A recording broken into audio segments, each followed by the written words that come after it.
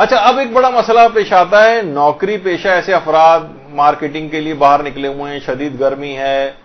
باہر آؤٹ ڈور کام کرنے والے ہیں، ان کے لیے روزہ رکھنا اگر بہت دشوار. اب دیکھیے کتنی چیزیں لوگ کتنی آرام سے روزہ چھوڑ دیتے ہیں، بھائی ہم سے تو روزہ نہیں رکھا جاتا. اب یہ فتویٰ ہے، تمام علماء یہ فرماتے ہیں کہ ایسا شخص کو ہر وہ طریقہ اختیار کرنا چاہیے جس سے اس کا روزہ بچ جائے. مثلا اگر وہ چھٹی لے سکتا ہے تو چھٹی لے. روزہ نہیں رکھ پا رہے، اول تو اگر آپ رکھ سکتے ہو تو رکھ کر جائیں، لیکن اب بہت دشواری ہو رہی ہے، جاب کی نوعیت ایسی ہے، تو اگر آپ چھٹی لے سکتے ہو تو چھٹی لیں. اچھا، چھٹی نہیں مل سکتی تو جاب چھوٹ جائے گی. تنخواہ کے بغیر بھی اگر آپ کا گزارا ہو رہا ہے، کچھ پیسہ آپ کے پاس رکھا ہوا ہے بینک بیلنس کے طور پر، تو یہ نہ آپ کہیں کہ بھائی یہ تو بہت میں نے کسی مشکل وقت کے لیے رکھا ہوا ہے، اس سے زیادہ مشکل وقت کا کون سا ہوگا کہ اس میں آپ اپنے واجب روزے چھوڑ رہے ہوں.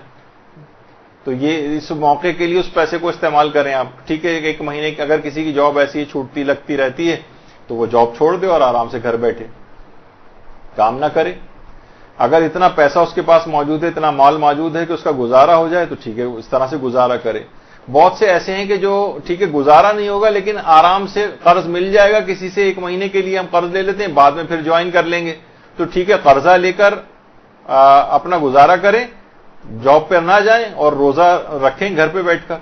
یہ بھی علماء فرماتے ہیں. اگر یہ سب بھی ممکن نہیں ہے، مثلا جاب چھوٹ جائے گی تو بڑی پریشانی میں آ جائیں گے اور جاب کرنی بھی ضروری ہے اور روزہ اگر رکھیں گے تو روزہ نہیں رکھ سکتے، تو فقط پھر اس میں اتنا کھانا یا پانی استعمال کر سکتا ہے کہ وہ ناقابل برداشت کیفیت ختم ہو جائے،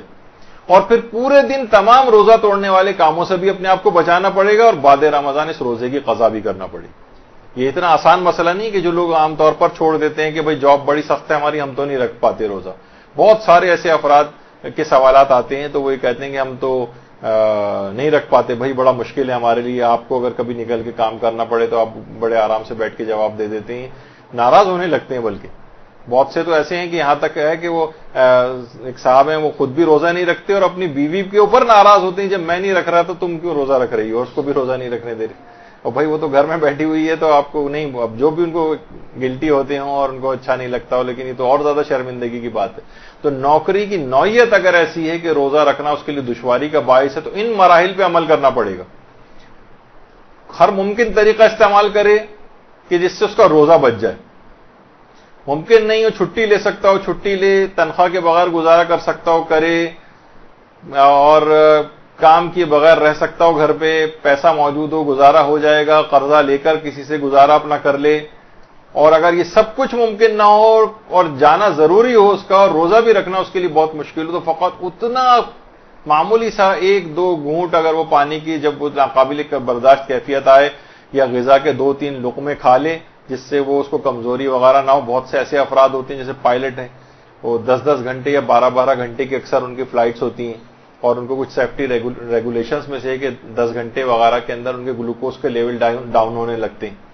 اور ظاہر ہے گلوکوز کے لیول اگر ڈاؤن ہوں گے اور تو ہو سکتا ہے کہ کچھ ان کو کمزوری ہو اور اس سے مسافروں کی جانوں کو کوئی خطرہ لاحق ہونے لگے، تو وہ اپنے ظاہر ہے کہ پھر وہ اتنی مقدار میں وہ چیز استعمال کر سکتے ہیں جس سے ان کی وہ ناقابل برداشت کیفیت ختم ہو جائے. اچھا پھر اس روزے کو جیسا ہی گزاریں گے وہ، اور کچھ کھائیں پیئیں گے نہیں اس کے علاوہ، اور بعد رمضان ان روزوں کی قضا بھی ان کو کرنا پڑے گی. تو آپ نے دیکھا کہ مسئلہ روزے کا کتنا زیادہ مشکل ہے، اتنا آسان نہیں ہے جی، کتنی آسانی کے ساتھ ہمارے یہاں روزے چھوڑے جاتے ہیں. برحمتک یا ارحم الراحمین وصلی اللہ علی محمد وآلہ الطاہرین.